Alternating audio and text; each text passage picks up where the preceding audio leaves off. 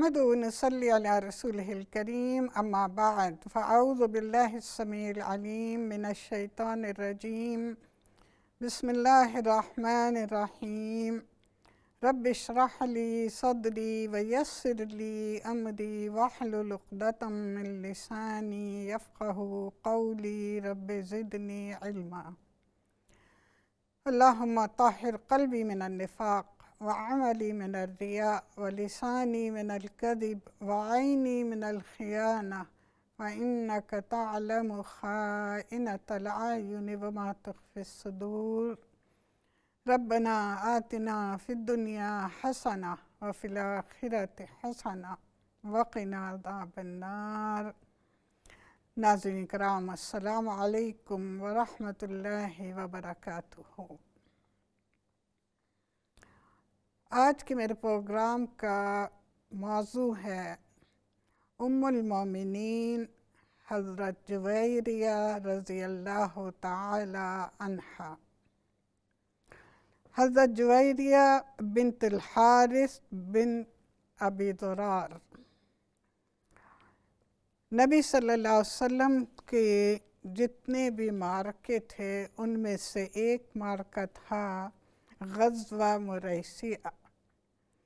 اسی میں اسیر ہو کر حضرت جویریہ آئیں اور ان کے قبیلے کے 100 سے زائد افراد بھی قیدی بنائے گئے۔ جب حضرت جویریہ کا نمبر آیا تو وہ ثابت بن قیس بن شماس کے حصے میں آئیں اور یہاں انہوں نے چاہا کہ ثابت جو ہیں ان سے مکاتبت کر لیں، یا ثابت نے چاہا ان سے مکاتبت کرنا، اور پھر طے ہوا تقریباً 9 اوقیہ سونا، جو کہ برابر تھا 360 دراہم کے۔ اس پر ان کا فیصلہ ہوا۔ حضرت جویریہ جو تھیں وہ نبی صلی اللہ علیہ وسلم کے پاس آئیں اور زر کتابت میں مدد چاہی۔ انہوں نے نبی صلی اللہ علیہ وسلم سے کہا کہ آپ کو میری حالت کا علم ہے، جن حالات سے گزر کر میں یہاں آئی ہوں، میری مدد کیجیے۔ تو نبی صلی اللہ علیہ وسلم نے فرمایا کہ ٹھیک ہے، تمہارے ساتھ اس سے بھی بہتر سلوک کیا جائے گا جس کا تم مطالبہ کر رہی ہو۔ تو جویریہ نے پوچھا کہ وہ کیا؟ تو نبی صلی اللہ علیہ وسلم نے فرمایا کہ میں تمہارا زر مکاتبت جو ہے وہ بھی ادا کرتا ہوں اور تم سے نکاح بھی کرنا چاہتا ہوں۔ اب تمہارا فیصلہ۔ حضرت جویریہ نے کہا مجھے منظور ہے۔ اس بات کا بھی ان کے والد کو علم نہیں تھا۔ وہ نبی صلی اللہ علیہ وسلم کے پاس آئے اور کہا کہ میری بیٹی اس لائق نہیں کہ اسے قیدی بنایا جائے۔ میں اپنے قبیلے کا سردار اور اس کے ساتھ باعزت شخص ہوں۔ تو نبی صلی اللہ علیہ وسلم نے جواب دیا کہ بہتر ہے ہم فیصلہ جویریہ پر چھوڑ دیں۔ اس کے باپ نے کہا ٹھیک ہے۔ اس کے بعد وہ اپنی بیٹی کے پاس آئے اور کہا کہ دیکھو، تم مجھے رسوا نہ کرنا، تمہارا جو بھی فیصلہ ہو وہ ہماری عزت کے مطابق ہونا چاہیے۔ تو حضرت جویریہ نے جواب دیا کہ میں نے تو محمد صلی اللہ علیہ وسلم کو چن لیا ہے۔ یہ بات سن کر ان کے باپ نے کہا کہ تو نے ہمیں رسوا کر دیا، لیکن یہ نکاح جو تھا یہ حضرت جویریہ کے قبیلے، ان کے خاندان کے لیے بہت بابرکت ثابت ہوا۔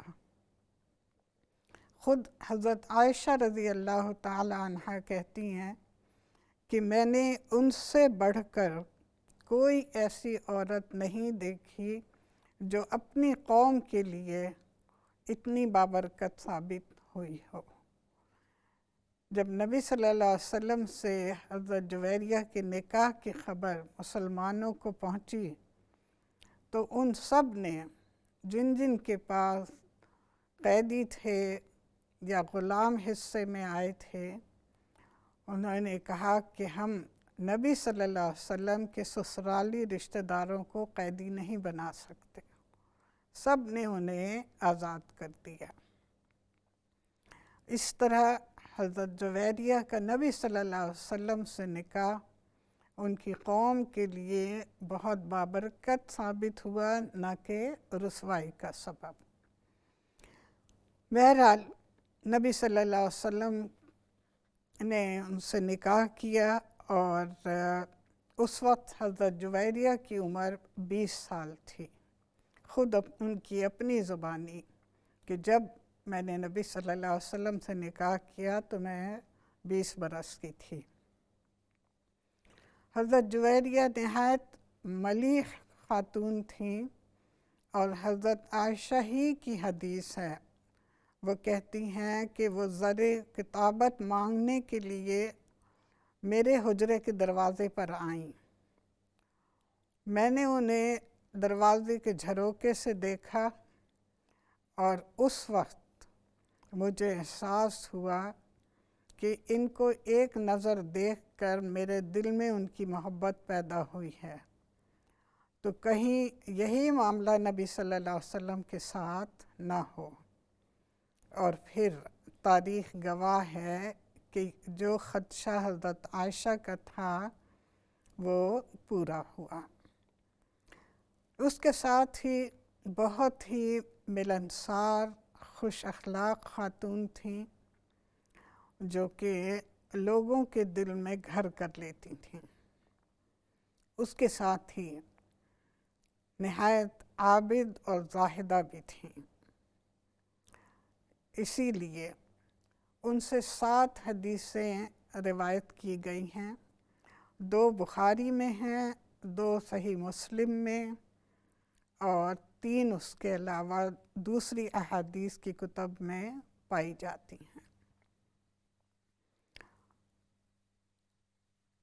ان کی عبادت کا یہ عالم تھا کہ ایک ان کی باری میں نبی صلی اللہ علیہ وسلم صبح ان کے گھر سے نکلے فجر کے لیے، تو اس وقت وہ مصلی پہ بیٹھی ہوئی تھیں، اور آپ چاشت کی نماز تک، یعنی دن چڑھے زوال تک سمجھیے، زوال سے تھوڑا عرصہ پہلے تک آپ باہر رہے۔ اس کے بعد جب آپ واپس آئے تو دیکھا کہ حضرت جویریہ اسی طرح بیٹھی ہوئی ہیں۔ تو آپ نے سوال کیا کہ کیا تم صبح سے اب تک یہیں ہو؟ تو انہوں نے کہا کہ ہاں۔ تو حضور صلی اللہ علیہ وسلم نے فرمایا کہ جویریہ، کیا میں تمہیں وہ کلمات نہ سکھاؤں، نہ بتاؤں جو کہ تمہاری ساری عبادت پر بھاری ہوں؟ حضرت جویریہ نے اشتیاق سے آپ کی طرف دیکھا تو آپ نے فرمایا، سبحان اللہ و بحمدہ عدد خلقہ ورضا نفسہ وزنۃ عرشہ ومداد کلماتہ۔ یہ وہ 4 کلمات ہیں جو کہ طویل عبادت پر حاوی ہیں۔ اس کے ساتھ ہی ایک دفعہ نبی صلی اللہ علیہ وسلم نے دیکھا کہ جمعہ کا دن ہے اور حضرت جویریہ روزے سے ہیں۔ آپ نے سوال کیا کہ کیا کل تم نے روزہ رکھا تھا؟ انہوں نے کہا کہ نہیں۔ پھر آپ نے سوال کیا کہ کیا کل روزہ رکھنے کی نیت ہے؟ حضرت جویریہ کہتی ہیں نہیں۔ تو آپ صلی اللہ علیہ وسلم نے فرمایا کہ افطار کر لو۔ گویا کہ آپ کو یہ ناپسند تھا کہ کوئی شخص صرف جمعے کا روزہ رکھے، اور صحیحین میں حضرت ابو ہریرہ کی حدیث بھی اس کی تائید کرتی ہے کہ نبی صلی اللہ علیہ وسلم نے فرمایا کوئی شخص صرف جمعے کا روزہ نہ رکھے الا یہ کہ آگے اور پیچھے۔ یہاں ایک بات میں واضح کر دوں کہ ثابت بن قیس جنہوں نے مکاتبت کی تھی حضرت جویریہ سے، یہ خود بھی بہت ہی نبی صلی اللہ علیہ وسلم کے قریبی تھے۔ ان کو خطیب رسول کا خطاب ملا تھا، اور آپ صلی اللہ علیہ وسلم نے انہیں تعیش حمیداً اور اسی طرح شہیداً کا خطاب بھی دیا تھا، ان کے بارے میں فرمایا تھا۔ اور جیسے کہ آپ نے فرمایا انہوں نے بہت اچھی زندگی گزاری اور جنگ یمامہ میں شہید ہوئے۔ یہ حضرت ابوبکر صدیق کا زمانہ تھا، اور اس جنگ میں مسلمانوں کی صف میں رکھنا پڑ گیا تھا۔ تو اس وقت انہوں نے نہایت حسرت سے کہا کہ ہم عہد نبوی میں اس طرح نہیں لڑا کرتے تھے۔ یہ کہنے کے بعد انہوں نے عطر حنوط لگایا اور حملہ کیا، اور اسی حملے میں انہوں نے شہادت پائی۔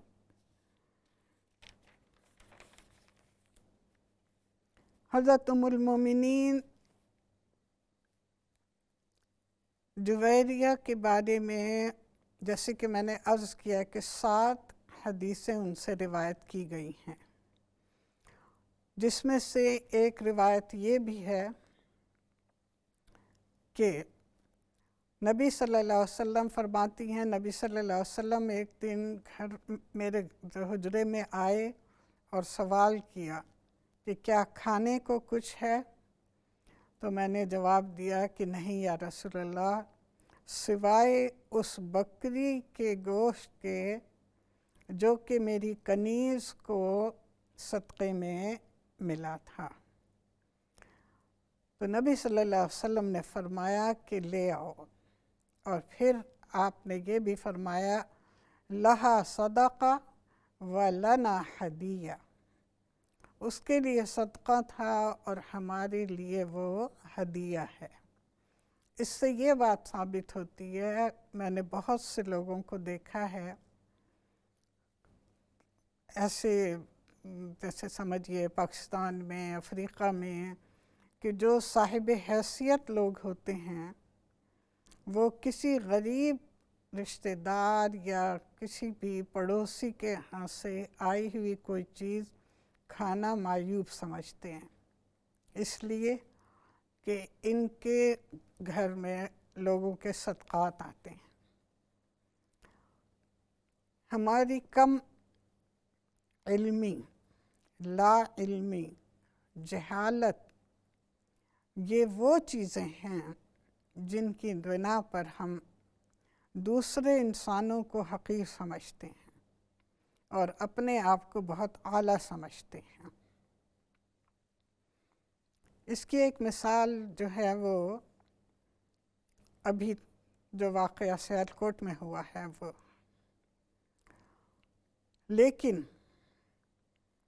وہ لوگ جنہوں نے یہ حرکت کی ہے ان کے ساتھ بہت سے اور لوگ اس گناہ میں شامل ہیں۔ ہمارے وہ علماء، وہ خطیب جو منبر پر چڑھ کر اپنے آپ کو نعوذ باللہ من ذالک خدا سے کم نہیں سمجھتے،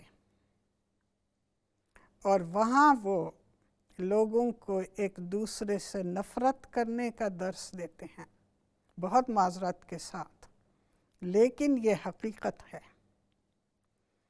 کہ ان ذہنوں کے پیچھے ہمارے یہ علماء، جاہل علماء، ان کو عالم کہنا میں سمجھتی ہوں علم کی توہین ہے۔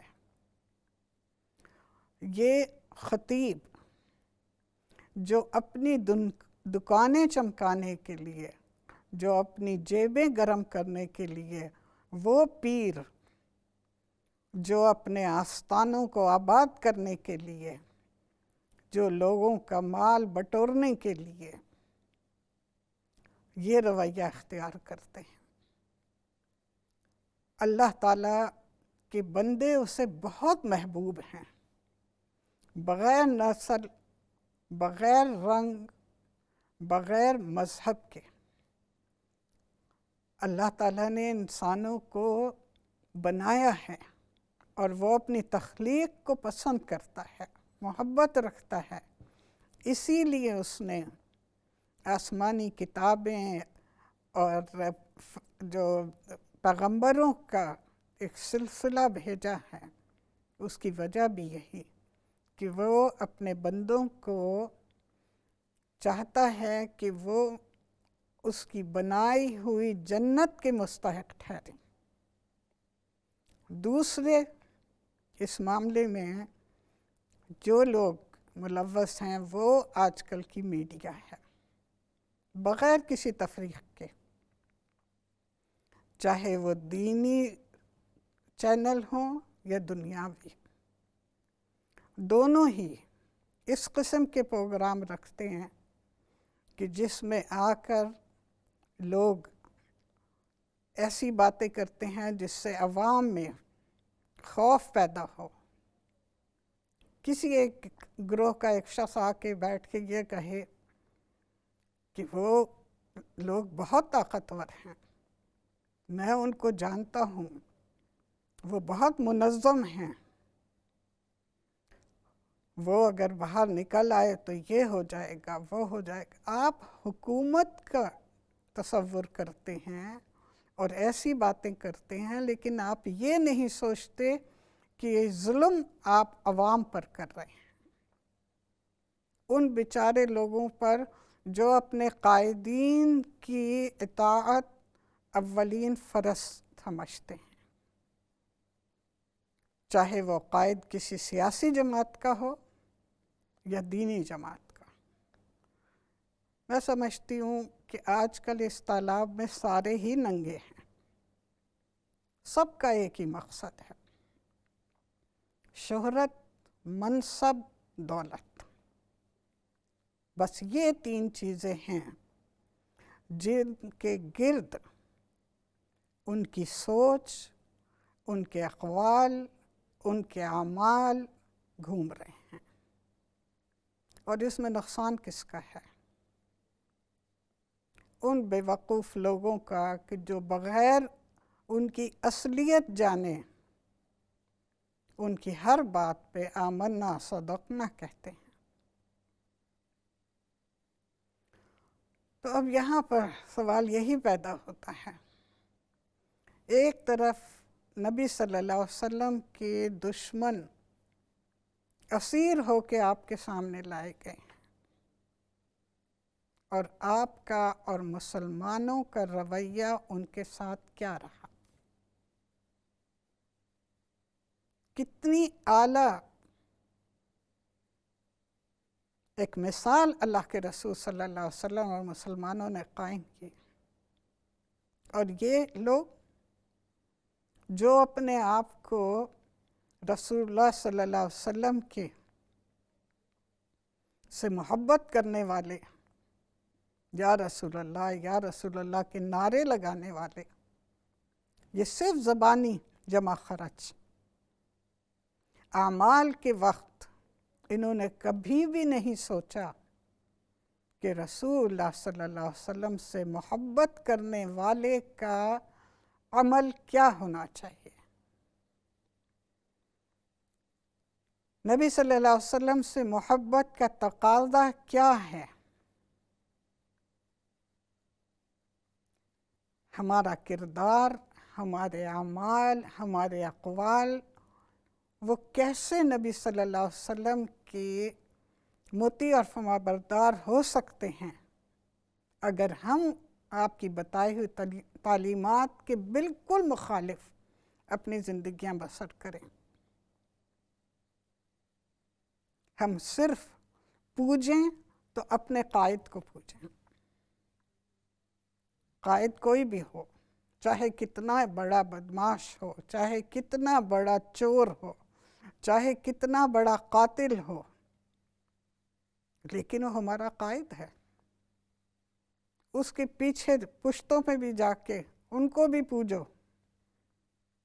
جن کی ہڈیاں بھی نہیں باقی کہیں، ان کی برسیاں مناؤ، ان کی سالگرہیں مناؤ، من بھر کے کیک کاٹو۔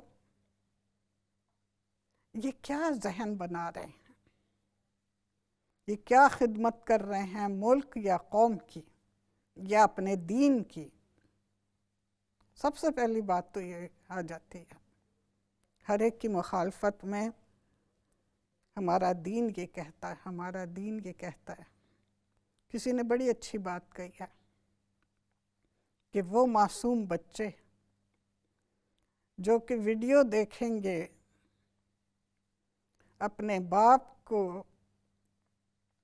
بے دردی سے مارتے ہوئے لوگوں کو، اپنے باپ کو زمین پہ گرے ہوئے، اپنے باپ کی لاش کو، مردہ لاش کو جلتے ہوئے دیکھیں گے تو وہ کیا کہیں گے؟ یہی کہیں گے نا کہ یہ ہیں یا رسول اللہ کے نعرے باز، یہ ہیں نبی صلی اللہ علیہ وسلم سے محبت کرنے والے دعوے دار۔ تو وہ پھر اس قوم سے، اس امت سے نفرت کریں گے یا ان کی عزت کریں گے؟ ایک مچھلی سارے تالاب کو گندا کرتی ہے۔ یہاں تو ایک مچھلی نہیں، سینکڑوں مچھلیاں تھیں۔ ایسے بغیرت بھی تھے جو ہر زاویے سے ویڈیو بنا رہے تھے۔ ویڈیو بنانے والے اگر ان مارنے والوں پر پل پڑتے، ان کو روکتے، تو یہ تھی اولین خدمت ان کے دین کی، ان کے نبی کی۔ لیکن نہیں، ہر شخص کو آج کل شوق ہے کسی طرح میڈیا کا حصہ بن جائے، کسی طرح اس کا نام جو ہے وہ آ جائے، اور اسی نام کے پیچھے وہ اپنی زندگیاں جو ہیں وہ داؤ پہ لگا رہے ہیں، اپنا دین، ایمان، سب کچھ بیچ رہے ہیں۔ بیچنا ضروری نہیں کہ آپ کے سامنے کسی بھی کام کی خرید و فروخت ہو رہی ہو، نہیں، آپ کی بے حسی، آپ کا ظلم، آپ کے کردار کے وہ چیز لوگوں کے سامنے آئے جو کہ نہیں آنی چاہیے۔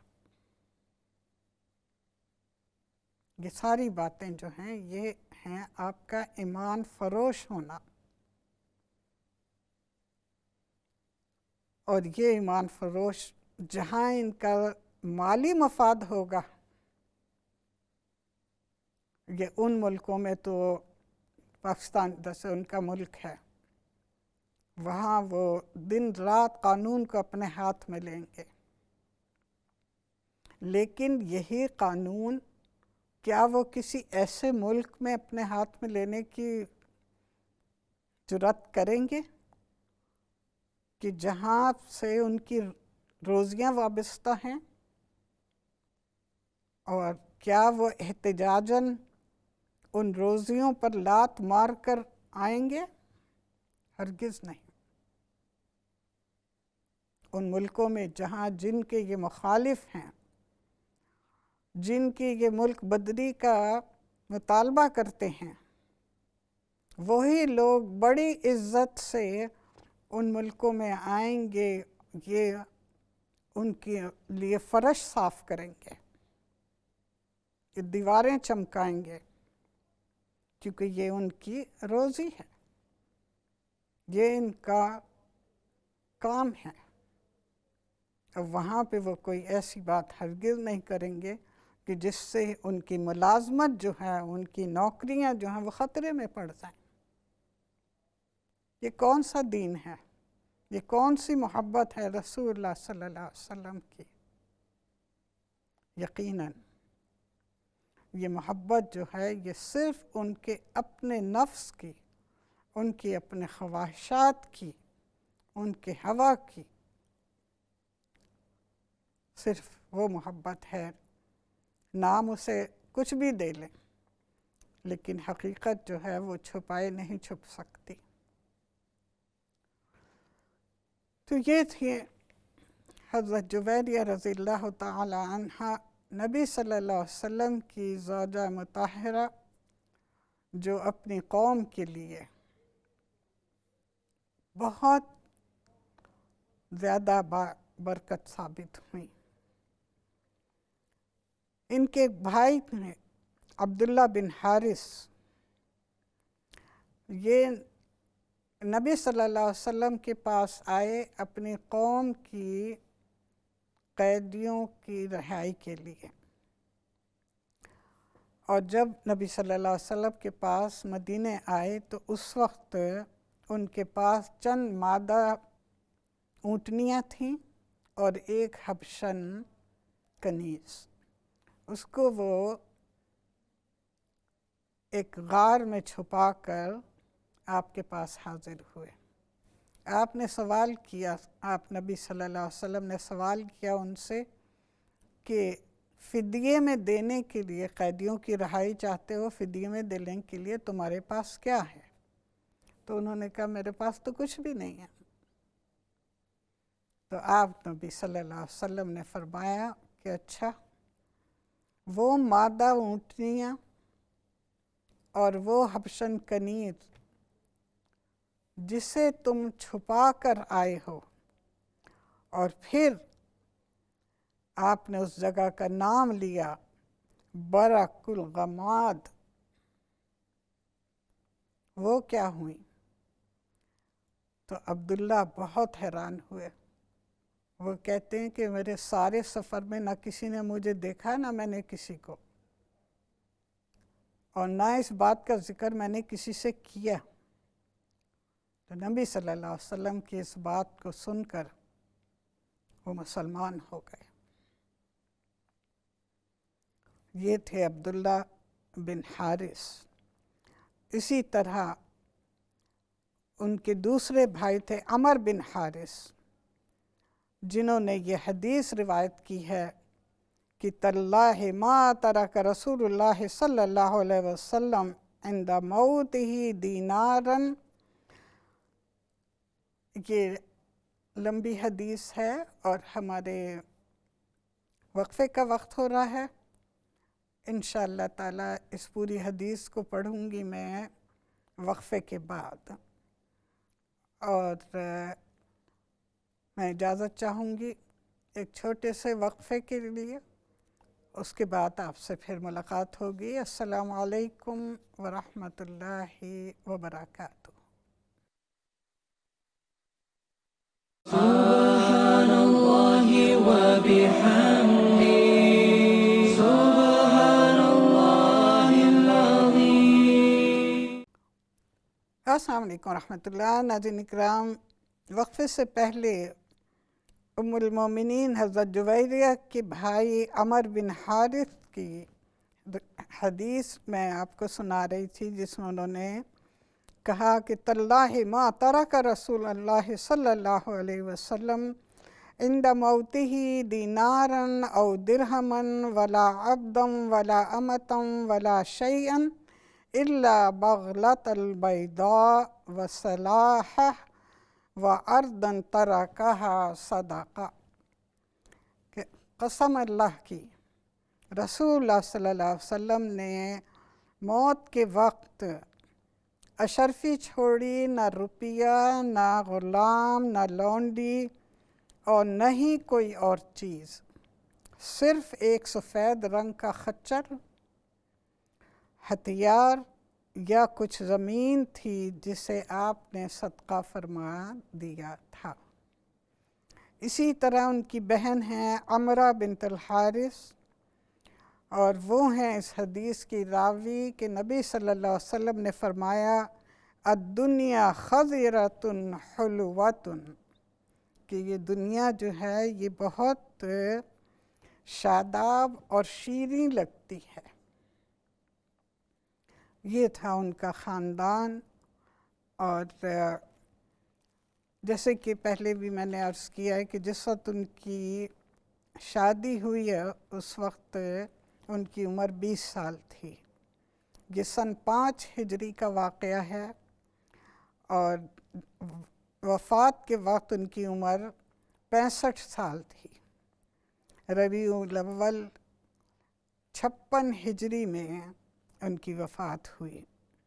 ایک بار نبی صلی اللہ علیہ وسلم سے کہنے لگیں کہ آپ کی ازواج مجھ پر فخر کرتی ہیں، یعنی کوئی بات ہوتی ہوگی کہ ہم بہت سی ایسی ازواج تھیں جو اعلیٰ نسب کی تھیں، اور یہ ایک لونڈی کی حیثیت سے آئیں اور اس کے بعد پھر آپ کی زوجہ بن گئیں، تو انہوں نے کہا کہ وہ مجھ پر فخر کرتی ہیں۔ تو نبی صلی اللہ علیہ وسلم نے جواب دیا کہ کیا تمہارے مہر میں نے بہت بڑی رقم نہیں ادا کی؟ اور پھر آپ نے یہ بھی فرمایا کیا تمہاری قوم کے 40 غلام میں نے آزاد نہیں کیے؟ یعنی تمہاری تقویت قلب کے لیے، تمہارے لیے باعث فخر ہیں یہ چیزیں کہ اللہ کے رسول نے اتنا کچھ تمہارے مہر میں ادا کیا۔ گویا کہ نبی صلی اللہ علیہ وسلم کا مقصد تھا ان کو تسلی دینا، ان کی تالیف قلب۔ نکاح کے بعد نبی صلی اللہ علیہ وسلم نے اسی طرح حضرت جویریہ کی باری مقرر کی جیسے اور ازواج کی تھیں، اور سالانہ 80 وسق کھجور اور 20 وسق جو آپ نے دیا کرتے تھے۔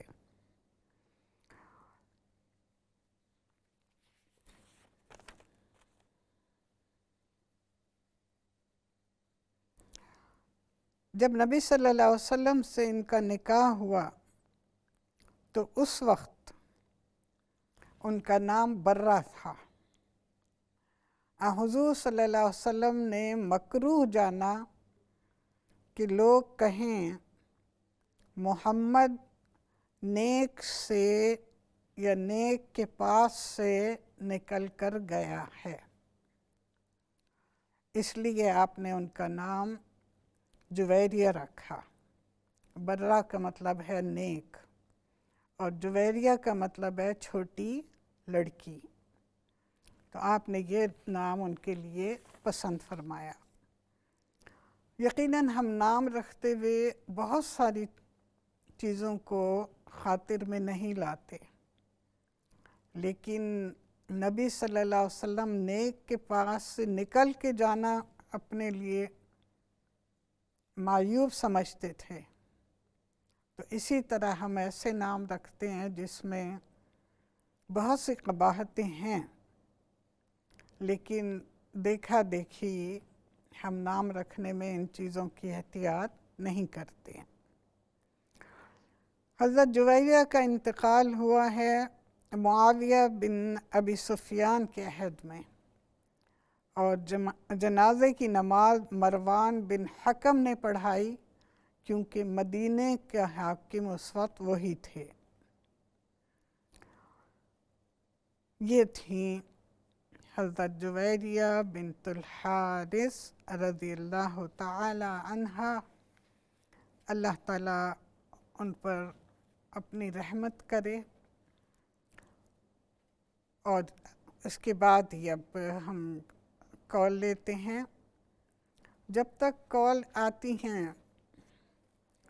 میں کچھ باتیں آپ لوگوں سے کرتی رہتی ہوں یہاں تک کہ کال آ جائیں، جس میں سب سے پہلی بات یہ ہے صحت کے حوالے سے. جیسے کہ آج کل جو حالات ہیں اس میں آپ لوگ دیکھ رہے ہیں کہ اس کثرت سے بیماریاں پھیل رہی ہیں.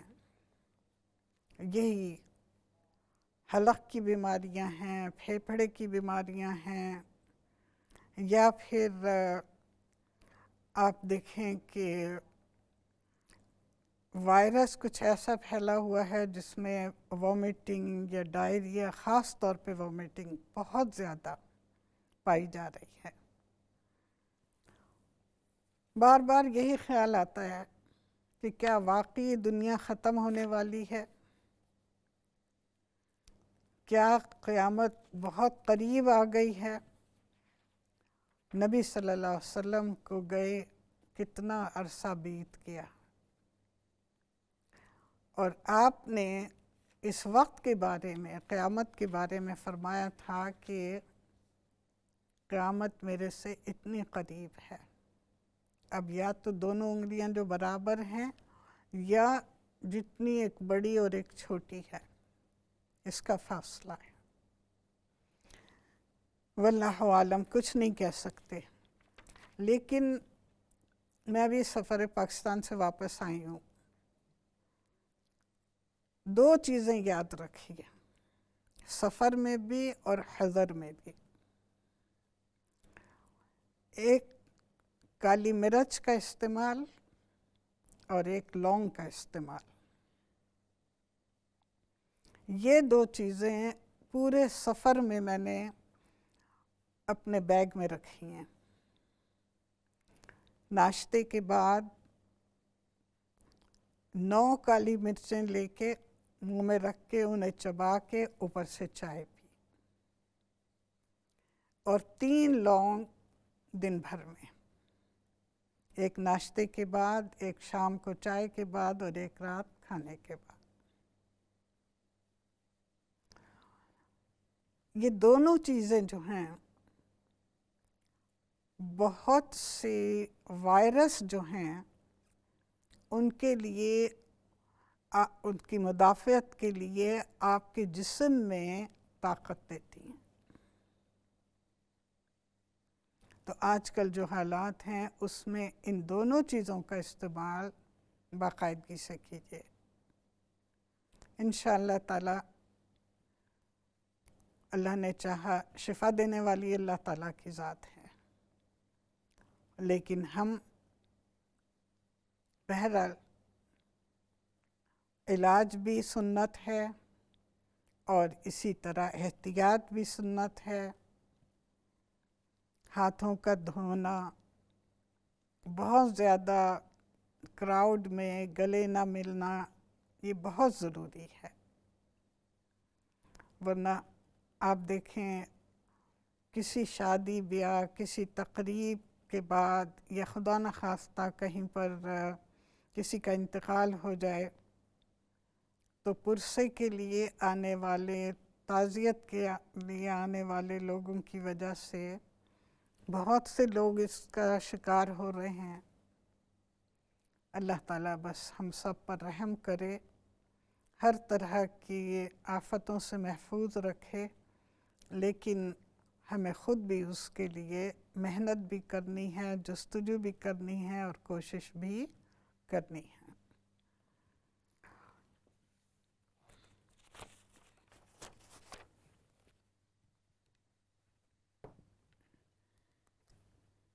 جی کوئی کال ہے؟ ہاں دیجیے. ہیلو، السلام علیکم.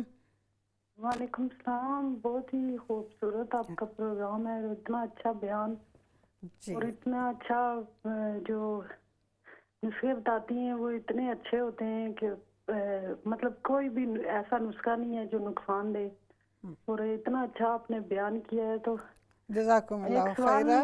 پوچھنا ہے، آپ لیکن کا سوال کیا ہے بہن؟ سوال پوچھوں گی، لیکن ایک بات کرنی ہے آپ سے. ہلو. دیکھیے اور بہنیں بھی منتظر ہیں سوال کے لیے، اس لیے پلیز آپ اپنا سوال کر لیجئے۔ ہیلو السلام علیکم۔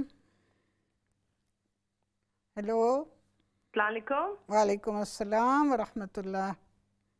وعلیکم السلام ورحمۃ اللہ وبرکاتہ۔ خالہ جی اللہ آپ کو صحت تندرستی دے، آپ بہت نیکی کی باتیں ہم تک پہنچاتے ہیں، اللہ آپ کو اس کا اجر عطا فرمائے انشاءاللہ۔ آمین جی۔ انشاءاللہ آمین۔ خالہ جی میں نے پوچھنا تھا کہ آپ دل کی صفائی کے لیے اور ایمان کی مضبوطی کے لیے خود بھی میں اپنے بچوں کو کیا بولا کو جو پڑھا کرے؟ ہاں دل کی صفائی، دیکھیے میں ہر پروگرام سے پہلے ایک دعا پڑھتی ہوں، اللہم طہر قلبی من النفاق وعملی من الریاء ولسانی من الکذب وعینی من الخیانہ فإنک تعلم خائنۃ الأعین وما تخفی الصدور۔ یہ بہترین دعا ہے کہ اللہ تعالیٰ سے دل کی صفائی، آنکھ کی خیانت، ہر طرح کی ایسی عادتیں، ایسی باتیں جو انسان کے ایمان کو گھٹانے والی ہوں، ان سے پناہ مانگی جائے۔ آپ یہ دعا خود بھی پڑھا کریں اور اپنے بچوں کو بھی سکھائیں۔ دن میں ایک دفعہ یا ہر نماز کے بعد ایک دفعہ، یہ سب سے اچھی جگہ ہے تشہد میں، جب زبانی یاد ہو جائے یہ دعا تو تشہد میں یہ دعا پڑھا کریں سلام پھیرنے سے پہلے۔ اللہ تعالی ہماری دعاؤں کو قبول فرمائے۔ جی ہیلو السلام علیکم۔ وعلیکم السلام جی، میں بات کرنی ہے میرے نو پیر بہت جلن ہونی ہے، رات کو سو بھی نہیں سکتی نا، پیروں کی تکلیف بھی ہونی ہے، یہ پتہ لگتا ہے جس طرح کراہٹ نہیں مارنی کوئی چیز، ایسے مجھے پتہ لگنا ہے، تو جلن بہت ہونی ہے۔ صرف پاؤں میں جلن ہوتی ہے؟ جا پاؤں میں، لتوں میں، سبے میں، ادھر میں ہونی ہے۔ ٹانگوں میں تو درد ہوتا ہوگا نا، جلن پاؤں میں ہوتی ہے؟ پاؤں میں درد بھی ہوتا ہے تو وہ جلن بھی ہوتی ہے بہت، میں سو بھی نہیں سکتی نا رات کو۔ ٹھیک ہے، میں آپ کے سوال کا جواب دے دوں گی، ٹھیک ہے۔ ہیلو السلام علیکم۔ ہیلو ہیلو جی السلام علیکم۔ وعلیکم السلام ورحمۃ اللہ۔ جی السلام علیکم ورحمۃ اللہ وبرکاتہ۔ آپ کا سوال بہن؟ میرا سوال یہ ہے کہ میری نیس کی بیٹی ہے، 24 ایئر کی ہے، اور اس کے گردن پہ نا اگزیما ہے، کھجلی ہوتی ہے، بہت زیادہ کھجلی ہوتی ہے، تو وہ کریم وغیرہ لگاتی ہے، عام کریم سی لگاتی ہے، لیکن کھجلی نہیں جاتی، تو اس کے لیے آپ کچھ بتا دیں پلیز۔ ٹھیک ہے۔ ہیلو السلام علیکم۔ ہیلو ہیلو السلام علیکم آنٹی، کیسی ہیں آپ؟ ٹھیک ہے، اللہ کا شکر الحمدللہ۔ جی آنٹی آپ سے ایک سوال کرنا تھا کہ کچھ عرصے پہلے آپ اکثر ایک نسخہ بتاتے تھے ہارٹ کی پرابلمس کے لیے، بلاکیج یا ہارٹ کی، ادرک، لہسن اور لیمو وغیرہ کی بنا کے اس کو فریج میں رکھ دیں، پھر اس کے بعد استعمال کریں، وہ پہلے کی آپ کی ویڈیوز میں ہے، لیکن اگر آپ اس کو ایک دفعہ اگر رپیٹ کرتے ہیں پلیز۔ اچھا یہ دل کی بیماری کے لیے نا؟ جی جی، آپ بتاتی تھی ادرک، لہسن، لیمو کر کے فریج میں ایک ہفتہ رکھیں، پھر اس کو باہر وہ پئیں، آپ اکثر پہلے کی ویڈیوز میں، تو وہ ٹھیک اگر ہے، آپ پھر ہاں ٹھیک ہے، میں بتا دوں گی انشاءاللہ۔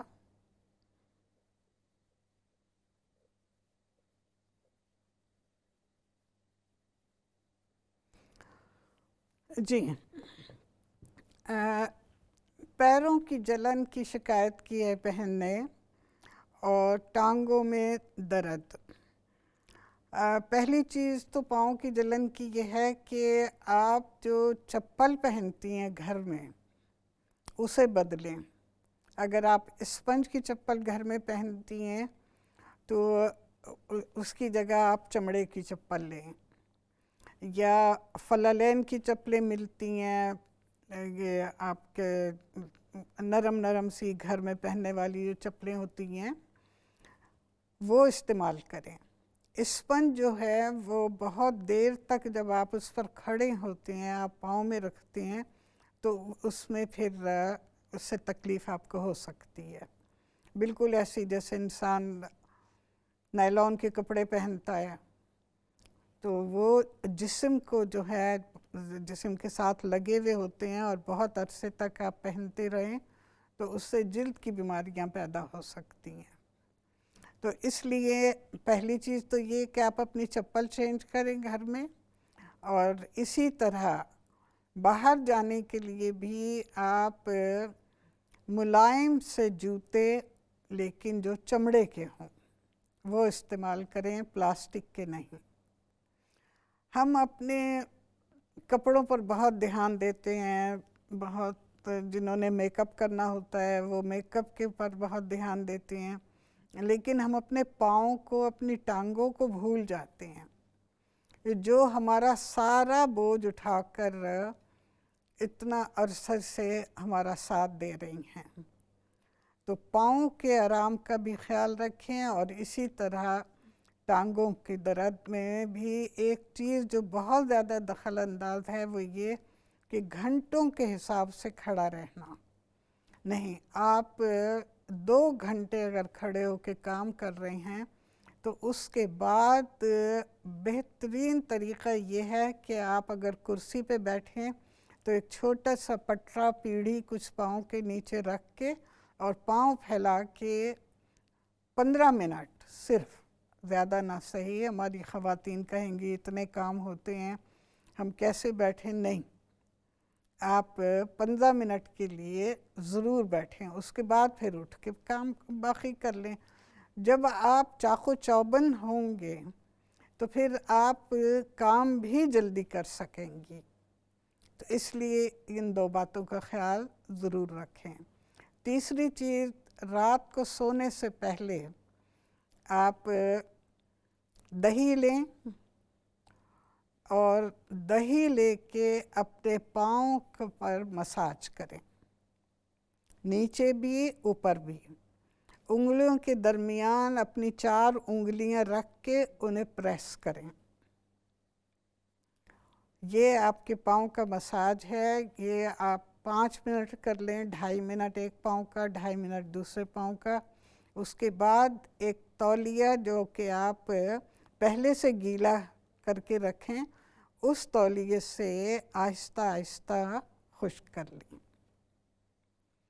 جہاں تک ٹانگوں کی تھکن کا سوال ہے تو ٹانگوں پر سونے سے پہلے آپ کیسٹر آئل لیں، اسے ہلکا سا گرم کریں، ایک پیالی رکھ لیں کوئی اسٹیل کی، اور اس میں پھر آپ تیل ڈال کے اسے ہلکا سا گرم کر کے مائکرو ویو میں کر لیں، اور اس سے آپ مالش کریں اپنی ٹانگوں کی۔ لیکن ایک بات کا خیال رکھیں، آپ پاؤں سے شروع کریں گی، مطلب پاؤں کے بعد جو ٹخنا شروع ہوتا ہے، ٹخنے سے لے کے اور اوپر تک، اوپر سے نیچے نہیں کریں گی مالش، نیچے سے اوپر کی طرف کریں گی۔ گھٹنے پہ آ کے گھٹنے کے اوپر صرف تیل لگا لیں، لیکن گھٹنے کے نیچے جو ہے وہ تقریباً 1 منٹ تک دونوں گھٹنوں کے نیچے آپ مالش کریں، اور وہ بھی اسی طرح نیچے سے اوپر کی طرف۔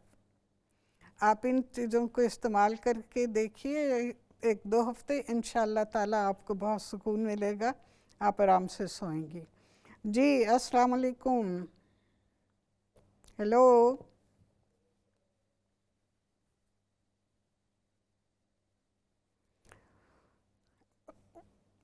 اچھا ٹھیک ہے جی۔ اگلا سوال ہے خاتون کا خارش کے، 24 سالہ بچی ہے جسے خارش ہے۔ دیکھیے خارش کے لیے بھی میں یہی بات سب سے پہلے کہوں گی کہ جس کو بھی اسکن پرابلم ہے کسی طرح کی بھی، وہ اپنے لباس کی طرف ضرور توجہ دیں، صرف کاٹن پہنیں۔ اس کے علاوہ نہ ہی اونی لباس، اگر سویٹر پہننا ہے تو کاٹن کی قمیض فل سلیوز والی یا کاٹن کا ٹاپ فل سلیوز والا، اس کے اوپر پھر آپ سویٹر پہنیں. سب سے پہلی چیز تو یہ ہے. دوسری چیز، جتنے اسٹرانگ صابن ہیں کپڑے دھونے والے ان سب کو ترک کر دیں. کبھی سستے صابن نہ چہرہ دھونے کے لیے، نہ نہانے کے لیے، اور نہ ہی کپڑے دھونے کے لیے استعمال کریں. آپ فیری استعمال کریں جس میں کسی قسم کی ڈٹرجنٹ نہیں ہوتی. اور اس کے علاوہ کوئی دوسرا صابن نہ استعمال کریں. تیسری چیز، پپیتا روز کھائیں 1 مہینے تک، اور چھلکا جو ہے اس پہ جتنا گودا لگا ہوتا ہے اس کو خارش والی جگہوں پر مل لیں. یہ روز کے لیے آپ کا نسخہ ہے 1 مہینے کے لیے. ان باتوں پر عمل کریں اور پھر مجھے بتائیے گا کہ ان کی کیا کیفیت ہے. ہیلو، السلام علیکم. وعلیکم السلام. خالہ کیا حال ہے؟ ٹھیک ہو؟ جی اللہ کا شکر. اللہ تعالیٰ خالہ آپ کو صحت دے، زندگی دے، آپ کی بتائی ہوئی باتوں پر ہمیں عمل کی توفیق دے. آمین. خالہ میرا سوال یہ ہے کہ مجھے نا سلپ ڈسک ہے میری، تو مجھے ہپس میں تکلیف ہوتی ہے تو پھر پوری ٹانگ میں جاتی ہے. یہ تو تقریباً 4 مہینے سے پہلے مجھے درد ہوا تھا، لیکن میں مساج میری بیٹی خود کرتی ہے، اس نے کیا، اکیپنکچر کروایا اور کپنگ وغیرہ کروائی، تو ابھی پین کا تو مجھے اللہ کا شکر ہے کہ آرام آیا ہے. لیکن یہ جگہ میری سن ہے ابھی تک. ایک تو یہ ہپ والی جگہ سن ہے، اور دوسرا میرے پاؤں کا تلوا جو باہر کی سائڈ ہے نا، چھوٹی انگلی کی سائڈ، یہ پورا جو ہے یہ سن ہے نیچے سے تلی میری نا. تو اس کے لیے نا مجھے درد ہوتا ہے لیکن اتنا نہیں ہے. اللہ کا شکر ہے کہ اب میں روز مساج بھی کرتی ہوں آپ کی بتائی ہوئی باتوں پر. بہت میں کبھی بھی نہیں جاتی کہ اب خالہ لگیں گے تو میں پروگرام دیکھوں گی. ہاں، آپ جو بھی نسخے میں نے بتائے تھے یا جو بھی آپ کو ڈاکٹر نے کہا ہے آپ وہ استعمال کرتی رہیں، کیونکہ بیماری جو ہے نا میری بہن کو یہ ایک دم نہیں ختم ہو جاتی، اور اگر کچھ پرانی ہو جائے تو یقیناً اسے ختم ہونے میں بھی، اسے جانے میں بھی ٹائم لگتا ہے. تو اس لیے آپ وہی علاج باقاعدگی سے کرتی رہیں، اور اس کے ساتھ ساتھ اللہ تعالیٰ سے دعا بھی کرتی رہیں، سورہ فاتحہ پڑھ کے پانی میں پھونک کے، اور وہ پانی باقاعدگی سے پڑھیں ہر فجر کی نماز کے بعد. انشاءاللہ تعالیٰ آپ کو آرام آ جائے گا. جہاں اللہ تعالیٰ نے اتنی آپ کو شفا دی ہے مقیہ بھی ہو جائے گی. اللہ نے چاہا. مایوس نہ ہو، اللہ تعالیٰ آسانیاں کرے.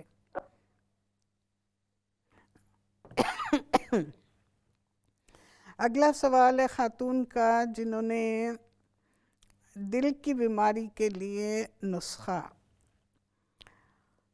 دیکھیے، دل کی بیماری کے لیے سب سے پہلی چیز تو یہ ہے کہ آپ اپنی غذا پر توجہ دیں، کیونکہ آپ کوئی بھی نسخہ استعمال کریں اور اس کے ساتھ بد پرہیزی کریں، اس سے کوئی فائدہ نہیں ہوگا. تو غذا میں بہت زیادہ تیل، بہت زیادہ چکنائی آپ نہ استعمال کریں کہ یہ آپ کے لیے زہر ہے. کسی نے بڑی اچھی مثال دی تھی کہ ہم خواتین کا جو کہ واسطہ ہر وقت کچن سے پڑتا ہے، کچن کا جو سنک ہے وہ کیسے بند ہو جاتا ہے جب اس میں بہت زیادہ چکنائی جو ہے پائپ کے اندر جم جاتی ہے. بالکل اسی طرح ہمیں یہ خیال رکھنا چاہیے کہ ہماری جو غذا ہے وہ کئی پائپوں میں سے گزرے گی، اور کئی پائپ ایسے ہیں جن میں وہ جم جائے گی. ہمارے پائپ آپ کو پتہ ہی ہے کیا ہیں. ہماری جو شریانے ہیں، ہماری جو آنتیں ہیں، جو کچھ بھی ہماری حلق کی نالی ہے، غذا کی نالی ہے، یہ تمام جو مشینری ہے ہمارے اندر کی، یہ بھی بالکل اسی طرح ہی ہے، جس میں مختلف جگہوں پر کہیں بھی بلاکیج ہو سکتی ہے، اور پھر ہم اس کو کیسے کھولیں گے؟ اس کے لیے ہمیں بہت ساری تدابیر اختیار کرنی ہوں گی، ڈاکٹر سے رجوع کرنا ہوگا، اور اسی طرح گھریلو نسخے جو ہیں وہ بھی ہم استعمال کریں گے۔ لیکن بہتر یہ ہے کہ ہم وقت کے ساتھ ساتھ ان باتوں کا خیال رکھیں کہ ایسے حالات پیدا ہی نہ ہوں، اور اس کے لیے ہمیں اپنی غذا پر کنٹرول کرنا ہوگا، دھیان دینا ہوگا۔ میں اپنی بات جاری رکھوں گی، ہمارا وقفے کا وقت ہو رہا ہے، وقفے کے بعد میں اس سوال کا مزید تفصیل سے انشاءاللہ جواب دوں گی۔ اس وقت کے لیے اجازت۔ السلام علیکم ورحمۃ اللہ۔ سبحان اللہ وبحمدہ، سبحان اللہ العظیم۔ السلام علیکم ورحمۃ اللہ۔ ناظرین اکرام، وقفے سے پہلے دل کی بیماریوں کے حوالے سے کچھ باتیں عرض کر رہی تھی۔ ایک خاتون نے نسخہ پوچھا تھا جو میں پہلے بتاتی رہی ہوں، دل کی شریانوں کو کھولنے کے لیے، تو اسی حوالے سے کچھ باتیں کر رہی تھی کہ آپ اپنی غذا میں کیا چیزیں رکھیں، ہمیشہ استعمال کریں جس سے آپ کو اللہ تعالیٰ آئندہ تکلیفوں سے محفوظ رکھے۔ سب سے پہلی چیز تو چکنائی ہے۔ ہمیشہ کوشش کیجئے کہ اچھی چکنائی استعمال کریں۔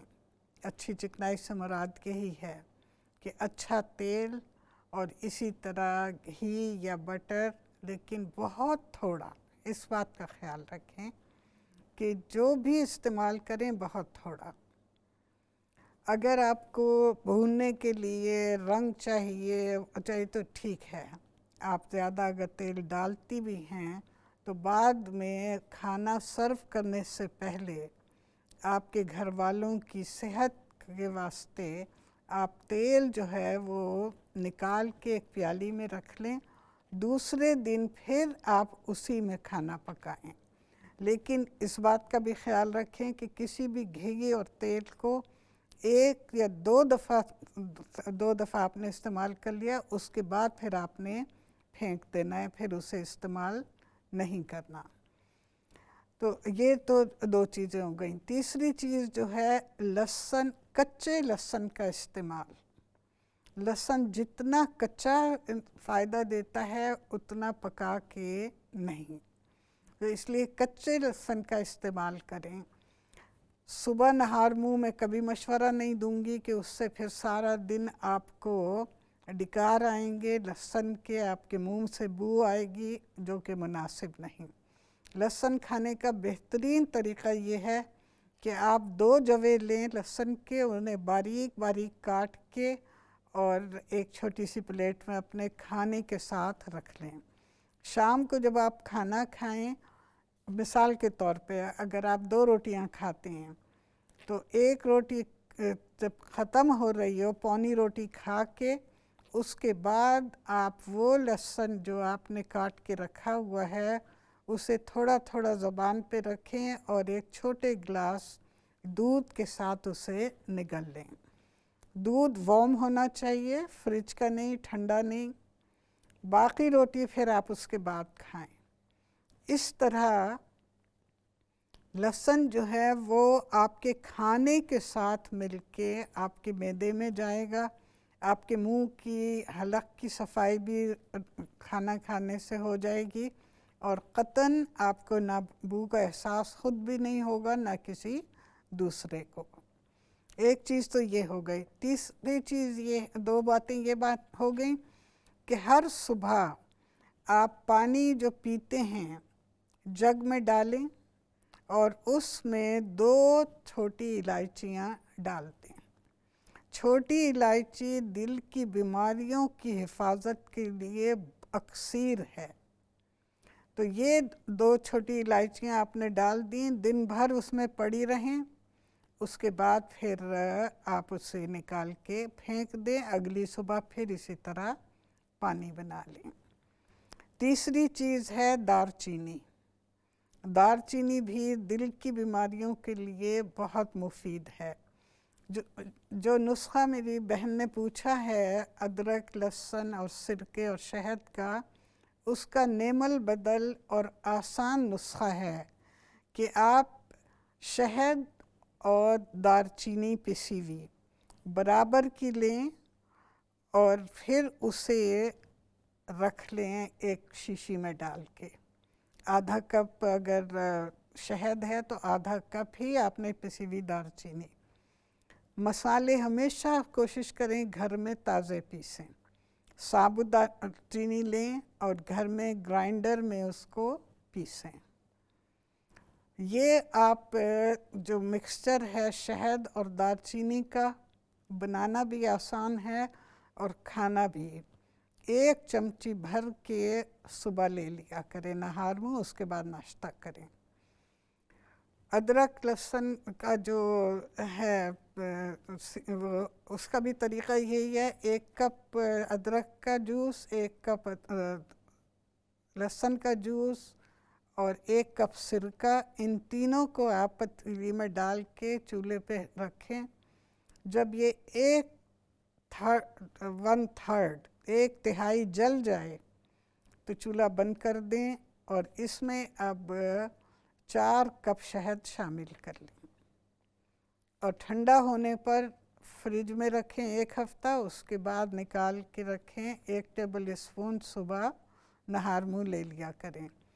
اس مکسچر کو کھانے سے بہت سے لوگوں نے اس میں قباحت محسوس کی ہے کہ بہت بدمزہ ہوتا ہے، کھانا مشکل ہوتا ہے اور اسی طرح ڈکار بھی آتے ہیں. تو اس کا نعم البدل میں نے آپ کو بتایا ہے کہ شہد اور دار چینی.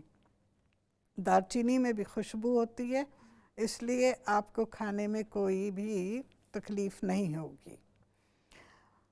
اسی طرح کھجور کی گٹھلی دل کی تکلیف کے لیے بہت اچھی ہے. باریک پیس کے رکھ لیں اور پھر اسے 2 چٹکی جو ہے وہ پانی کے ساتھ نگل لیا کریں. السی بہت مناسب ہے، السی کا استعمال وقتاً فوقتاً کر لیا کریں. اور اسی طرح سونف، یہ بھی دل کے لیے بہت مفید ہے.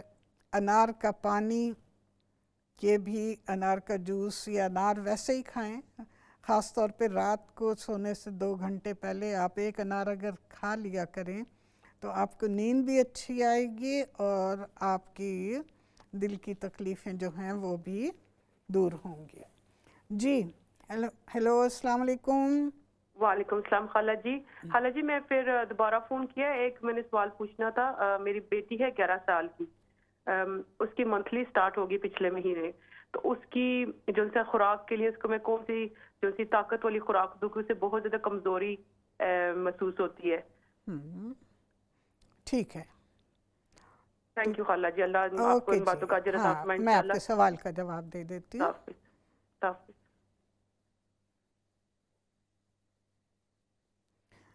جی، بچیوں کے لیے، بچے ہوں یا بچیاں، جب ان کی بڑھنے کی عمر ہوتی ہے تو اس وقت ماؤں کو ان کی غذا کا بہت خیال رکھنا چاہیے. اور غذا سے مراد یہی ہے کہ صرف روٹی سالن نہیں بلکہ پھل ہیں اور اسی طرح میوہ جات ہیں، سوکھے میوے ہیں.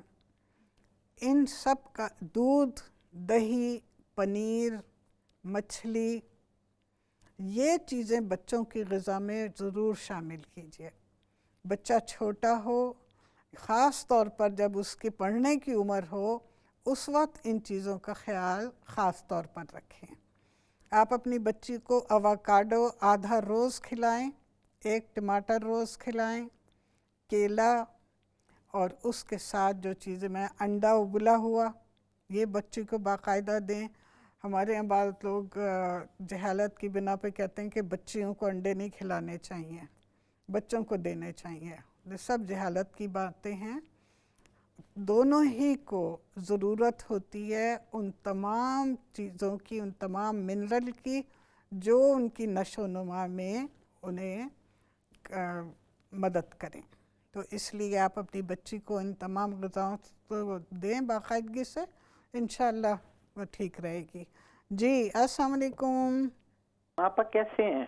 اللہ کا شکر. احسان. آپا میں مس شیخ بول رہی ہوں. جی. مجھے نا میرا پیٹ بہت بڑھ گیا ہوا، میرا ویٹ بھی بہت بڑا ہوا ہے. میں کھاتی پیتی اتنا نہیں ہوں، لیکن نا پتہ کیا ہے، پتہ نہیں کیوں میرا ویٹ بڑھتا ہے. آپ کیا کھاتی ہیں یہ بتائیے مجھے. میں کھاتی کیا ہوں، کبھی تو میں نا صبح کو چائے کے ساتھ ناشتہ یہ میرا ہے، وہ جو ایک بند ہوتا ہے پلین بند ہوتا ہے، تو اس کے اوپر نا تھوڑی سی مارجرین لگا کے چائے کے ساتھ کھاتے ہیں بس. دیکھیں میں ناشتہ آپ کو بتاؤں کہ آپ کو ناشتہ بھرپور کرنا چاہیے. ٹھیک ہے. ناشتے میں آپ پورج لیں روزانہ. پورج کے اوپر کیلا کاٹ کے، یا اگر اچھا نہیں لگتا تو خالی کیلا لے لیں. اور میں نے آپ کی عمر نہیں پوچھی، لیکن آپ کی آواز سے جو مجھے لگ رہا ہے تو اس لیے آپ دن میں جی ہاں جی. ہاں آپ کی عمر کیا ہے؟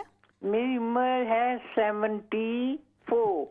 74. ہاں ماشاء اللہ. تو آپ ہفتے میں 2 یا 3 انڈے کھایا کریں. اچھا جی، تھینک یو. اور ہاں کیلا کھائیں، انڈے کھائیں، پورج کھائیں ناشتے میں. ٹھیک ہے.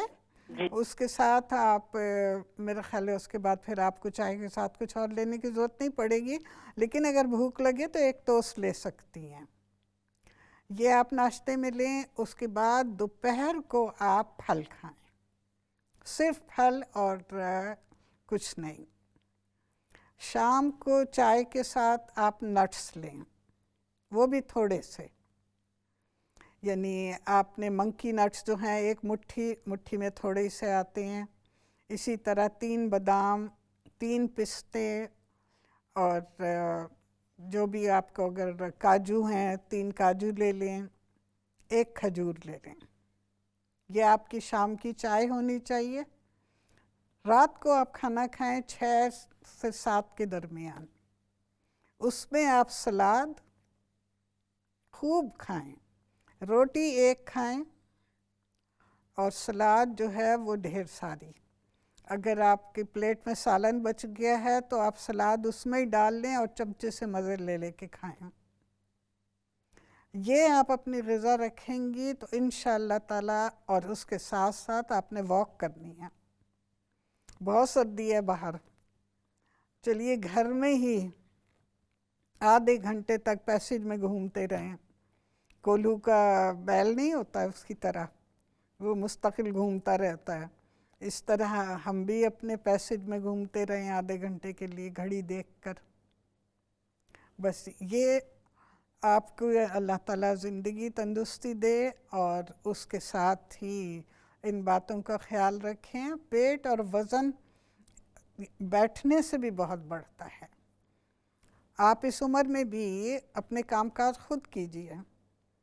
گھر کی صفائی چھوٹی موٹی جو ہے جس میں آپ کو مشقت نہ ہو وہ کریے. اسی طرح کچن میں کھانا بنائیے، خاص طور پر سبزی کاٹنا اور پیاز، لہسن، ادرک ان کو چھیلنا، یہ کام کیجیے.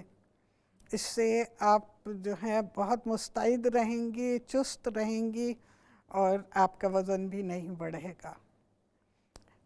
صبح نہار منہ گرم پانی ضرور پئیں. ایک بات کا خیال جو میں پہلے بھول گئی کہ سب سے پہلا کام صبح ہے گرم پانی، بہت تیز نہیں بلکہ ایسا کہ جو قابل برداشت ہو.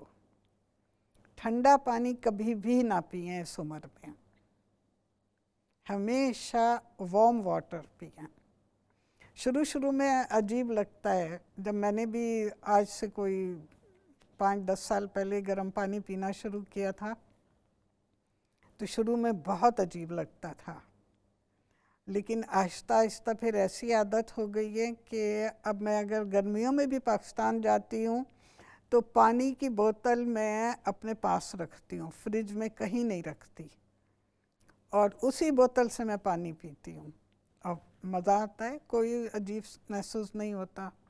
رات کے کھانے کے 2 گھنٹے کے بعد ایک بڑا گلاس وارم واٹر پھر پئیں.